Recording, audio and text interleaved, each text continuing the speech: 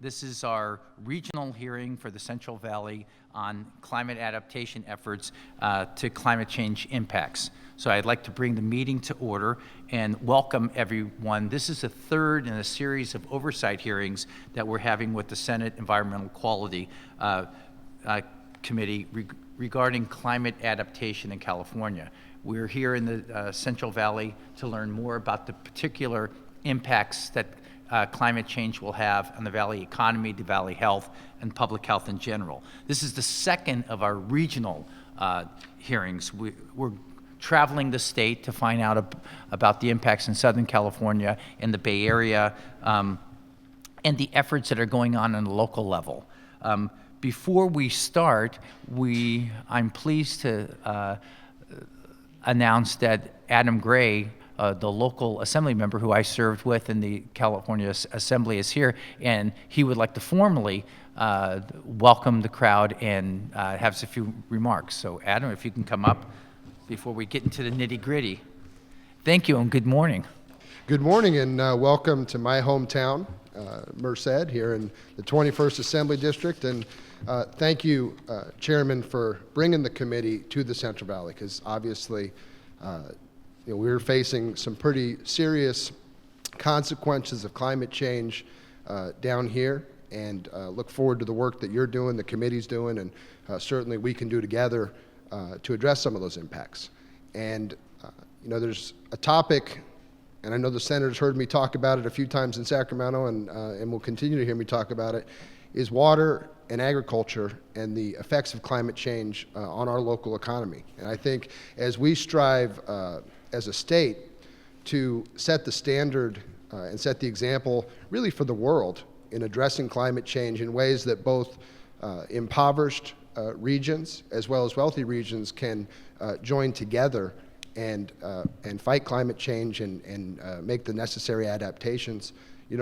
Senator, I've introduced this past session AB 1242, which is over in the Senate and currently has some language in it dealing with increasing our water capacity, 25% by 2025 and 50% by 2050. And that's one idea where we can take some of these cap and trade dollars and make some adjustments for regions like this, because I think if we can't all achieve economic success together, addressing climate change is going to be that much more difficult. And again, it's the opportunity to set the example for the world, and I certainly have appreciated your work with this committee and look forward to joining with you and going to enjoy the presentation today. So again, welcome to my hometown. Thank you for being here. It's an important region. We want to have equity for the Central Valley along with the rest of California, the rest of the country, and the world. Thanks. No, and thank you very much for those remarks, and it's helpful for all of us to learn the different impacts that when we talk about adaptation and we talk about resiliency, what that's going to mean. The climate is warming, and the consequences are going to have different impacts on different communities and the public health that they have. I mean, we're worried here in the Central Valley. We have a background paper. If there's a handout in the back with the agenda and the background paper that my staff has prepared in preparation for this regional hearing, is that we know we're going to have longer, hotter days. And the droughts are going to be longer, and the ones concerned with what's going on right now is the wildfires that contribute already to the worsening air quality. I don't have to tell anybody from Merced or the Valley, when you have a big fire, the impact on your weekend and the impact on your children is acute. And we're concerned, as the Assemblymember pointed out, with our food security, with the economic health, and as well as the public health in the area. Now, the Valley communities are already pretty heavily burdened. It's not a secret that the guy comes from the Bay Area and says, you've got all that high-tech stuff here, and you've got the nice sea breeze. We already have environmental pollution that's occurring at non-attainment areas, is what our Air Resource Board will say. So the idea of looking at mitigation to reduce the amount of pollution that we're creating, but also adaptation. and that has to be addressed. And one of the goals that we're having here is by focusing some attention on adaptation efforts and what needs to be done between the state and the region and the local communities as we deal with the impacts that these increased temperatures and the other events that are going to occur in the more extreme. So we're going to hear from a subset of the many stakeholders that are impacted by climate change in the Merced area. And we're going to hear from some UC Merced scientists about climate change impacts and the research that's being done in this community and how we can cooperate, the state, in addressing the resiliency challenges that we have, particularly in agriculture.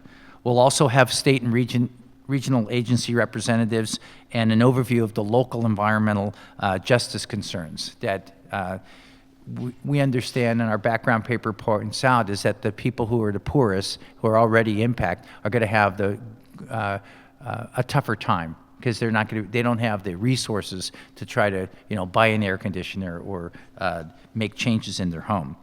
After that, after our last panel, since it is a public hearing, we encourage remarks from the public at that time, and we'll have a microphone out here. But overall, this hearing will provide us with the committee with a better understanding of the current state of adaptation policies here in the valley, the efforts that are going forward, and those unique needs and challenges that we have. As I think people may have taken, this is an ongoing discussion. There's legislation that's before the governor right now, but we're continue to collect information as part of my oversight responsibilities in this area to build a comprehensive and integrated adaptation policy here in California and a model for the rest of the world. So I thank you all for joining us, and our first speaker is going to be Dr. Roger Bayless, who is all set, and he's here at the Sierra Nevada Research. Good morning, Doctor. Good morning. Okay, this is on. Well, on behalf of UC Merced, welcome, and thanks for bringing, Senator Wiskowski, thanks for bringing the hearing to Merced and to the San Joaquin Valley.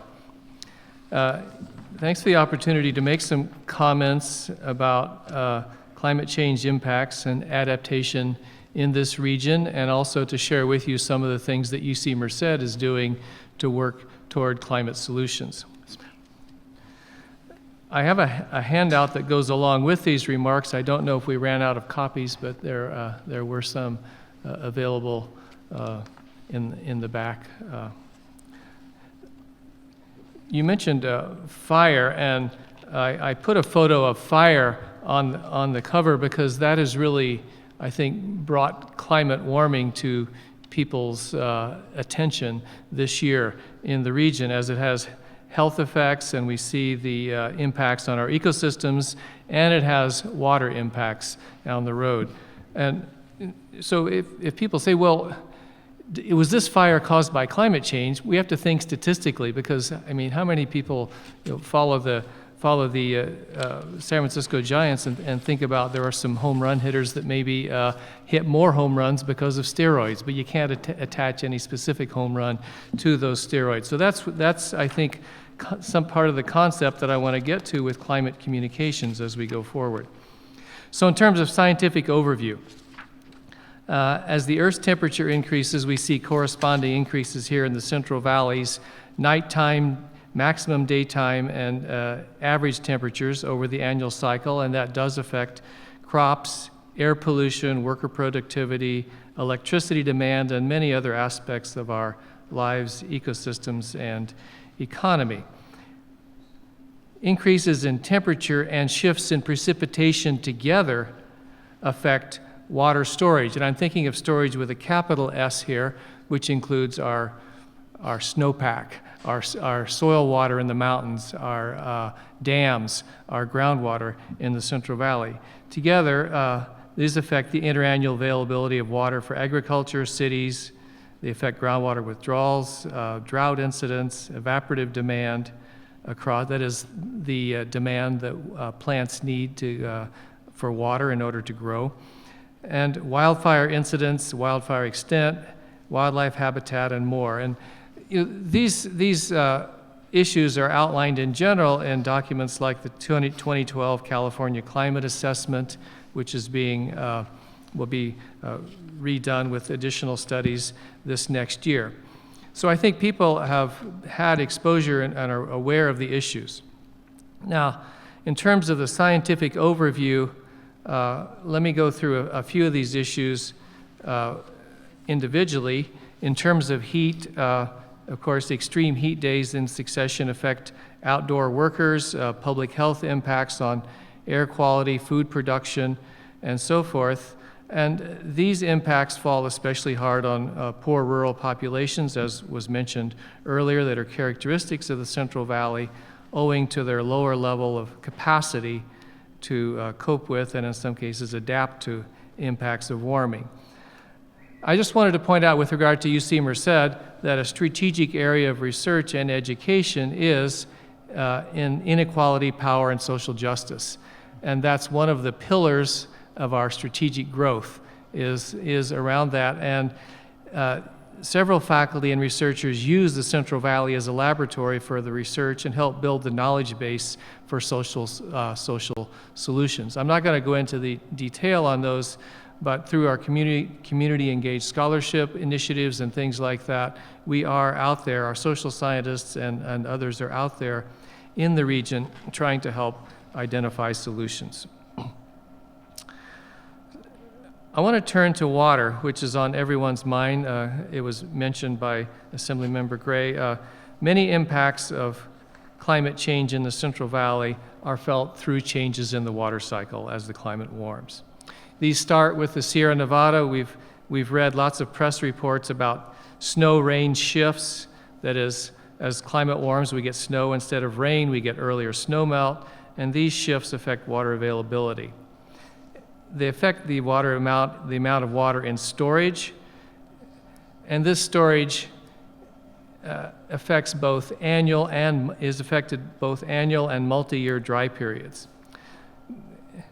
There's critical storage in the soil to get us through the typical summer dry period and also to get us through multi-year droughts. We're seeing this year that there's maybe not enough to get through multi-year droughts. Further impacts in the region occur through groundwater depletion, groundwater quality, which also affect land subsidence. Several SNRI faculty, SNRI, the Sierra Nevada Research Institute, and researchers at UC Merced focus on hydrology, climate, and water resources challenges in the Sierra Nevada and Central Valley. In particular, our approach is to emphasize measurements, the critical importance of measurements and data as the foundation for systems understanding and thus prediction. We see lots of models without data. We see lots of predictions without data. When we founded SNRI, we had a group of people, I think, that really focused on bringing data and measurements to our water challenges. Professor, if I may ask,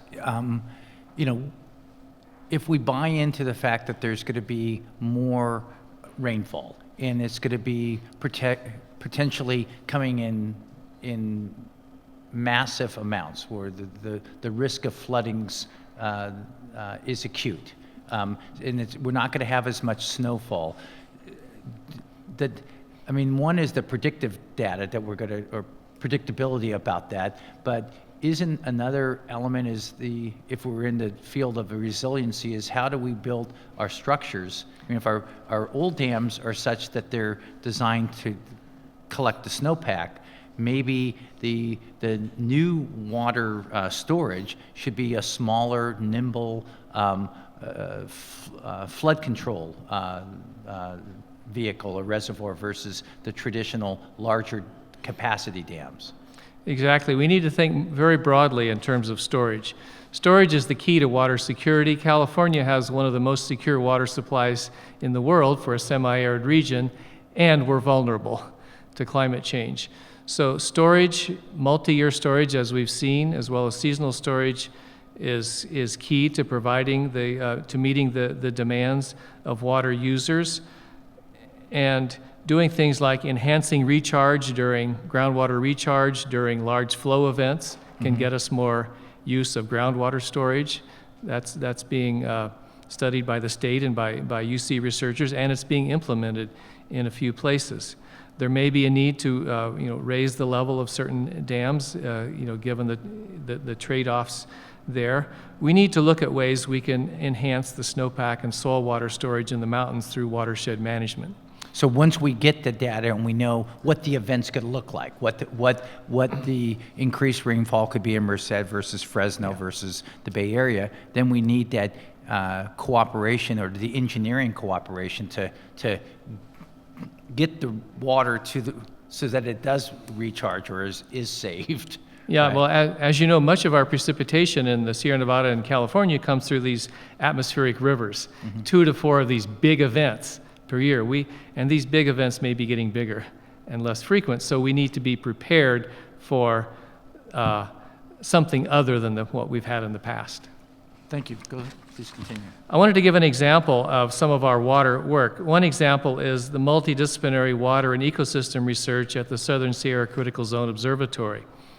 This is, 4 SNRI faculty form the core leadership of this multi-million-dollar program, which engages tens of other researchers from the UC system and other campuses and other organizations around the world. We began that initiative in 2007. It's supported by the U.S. National Science Foundation with leveraged funds from many other sources.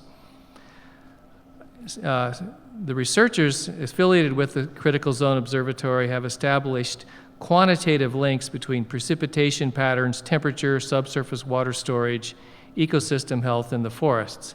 And I give a little diagram showing that we do cover an elevation gradient going from the oak savanna up through the mixed conifer and the subalpine forest. And we have actual data on the level of stress in these and what's causing the stress in these elevations that we're publishing and sharing with resource managers. So the quantitative prediction capabilities that these researchers have developed provide a more solid foundation for both water and forest management. Another example is the recently established UC Water Security and Sustainability Research Initiative. 3 faculty here at SNRI plus 3 faculty from other UC campuses formed the leadership of this multi-million-dollar multi-campus initiative. It has base support from the UC Office of the President for at least the next 4 years. UC Water is developing innovative quantitative accounting and analysis methods, introducing modern water information into California's aging infrastructure. Here on a diagram I attached to this slide shows that a triangle labeled water security. For water security, we think of needing infrastructure like dams and aqueducts, but also we need green infrastructure like healthy watersheds. We need institutions that are flexible and nimble enough to exchange water, sell water, and so forth. And the state is working on both of those. But the foundation for this is really better water information. We're operating many of our water facilities in this state with technology that's 50 to 100 years old, and we can do better. How about, some of our water districts have sprung up by, disputes with the Hatfields and McCoys or just a history, and there's really not a correlation between watersheds and a cohesive, water district, water usage operation.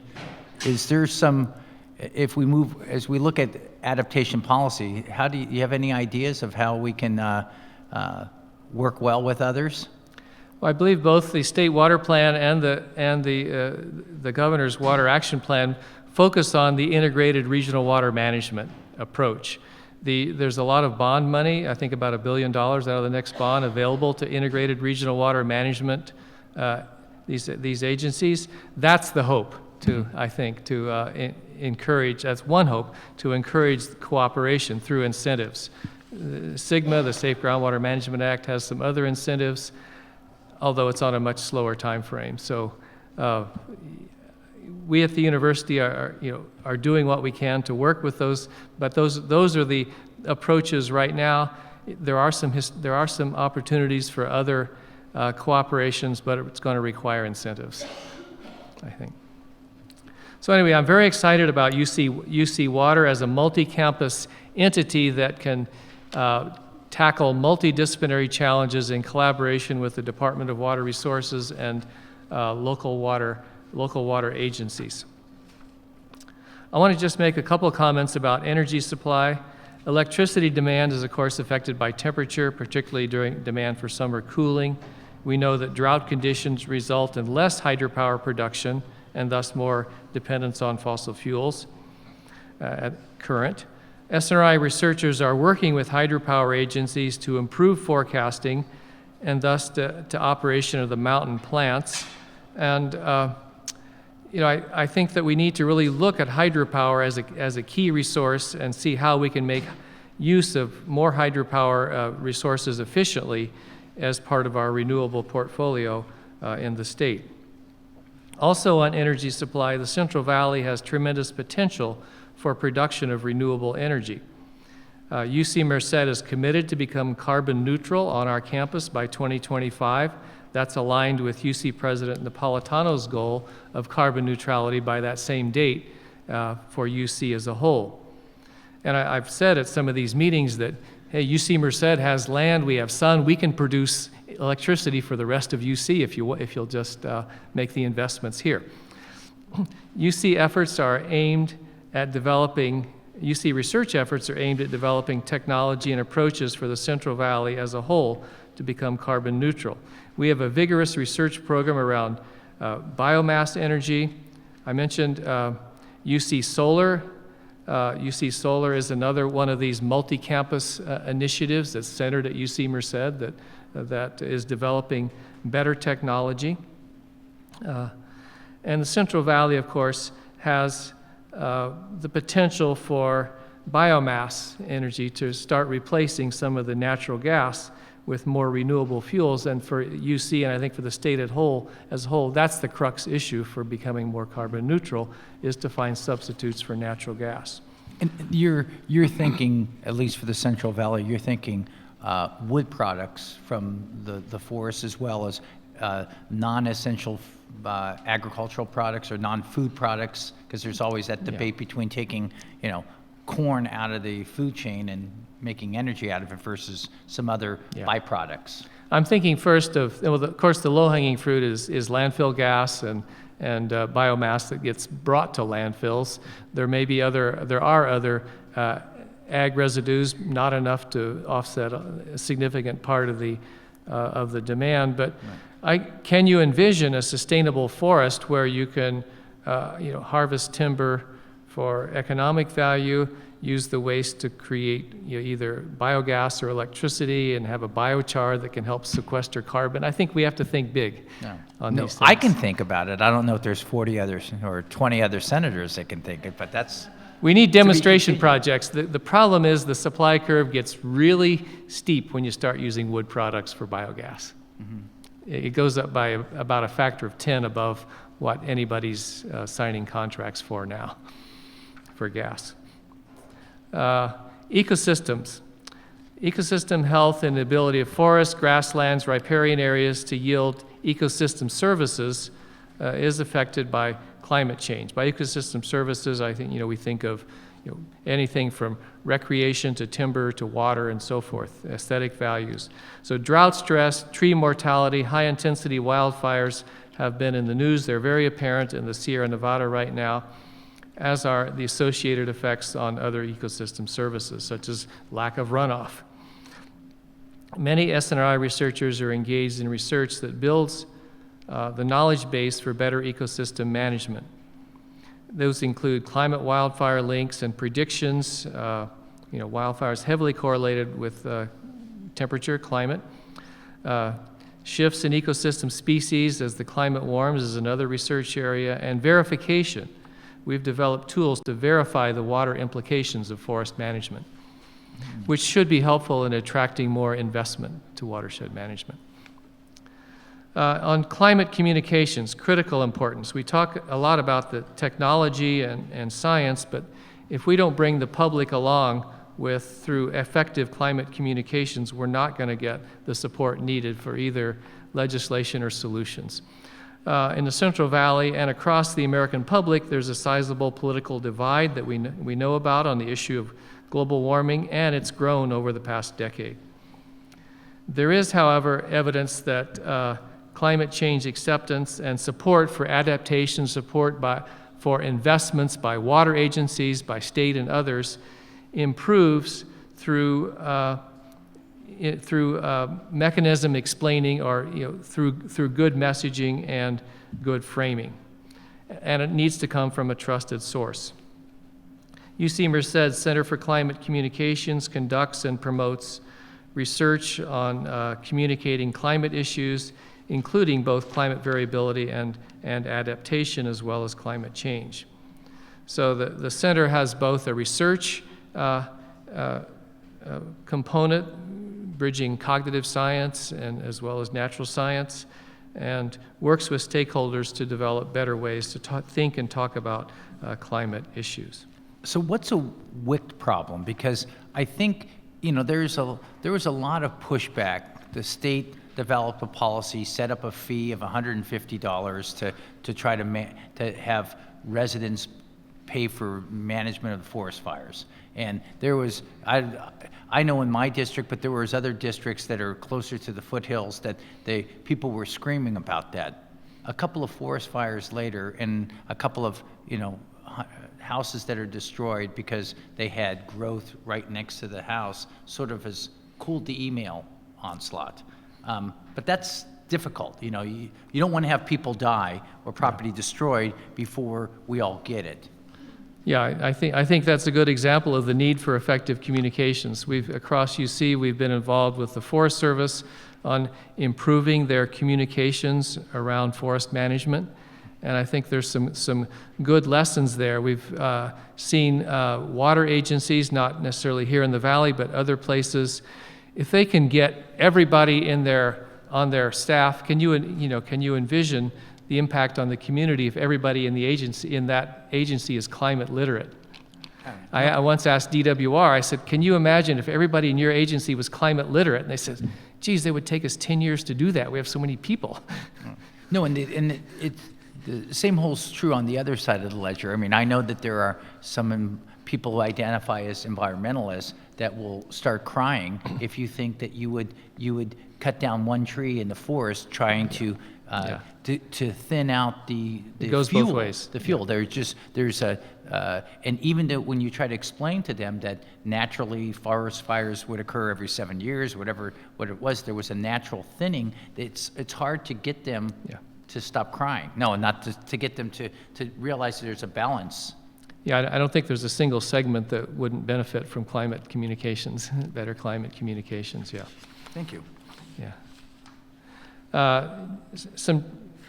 Turn to just a few challenges and successes in coordinating adaptation efforts among academic, federal, state partners, and how the state might be helpful in supporting and improving these efforts. The current multi-year drought and the rise in high-intensity wildfire highlight that the Sierra Nevada may be at a tipping point with respect to water and temperature effects on ecosystems. By a tipping effect, think of the, people remember the 2007, 2008 financial crisis that was hit this region hard. By tipping point, I mean, so everything was fine, there were lots of loans going out, we're growing more trees in our forest. All of a sudden, interest rates reached a certain level and defaults started going, which put banks in trouble, which put a few firms out of business. We've reached a temperature threshold where we can't sustain the number of trees in the forest.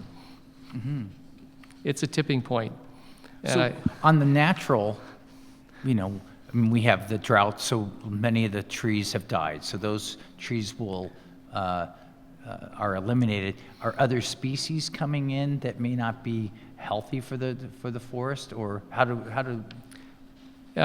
You can go up in the forest and see areas that burned 10 years ago, and you've got white thorn, growing. It was mixed conifer that burned. So yeah, you get different species coming back in some areas, and we don't have a good knowledge base on that. The Forest Service, I think, is doing some really good work, as is some of my UC colleagues in the Center for Forestry at Cal Berkeley.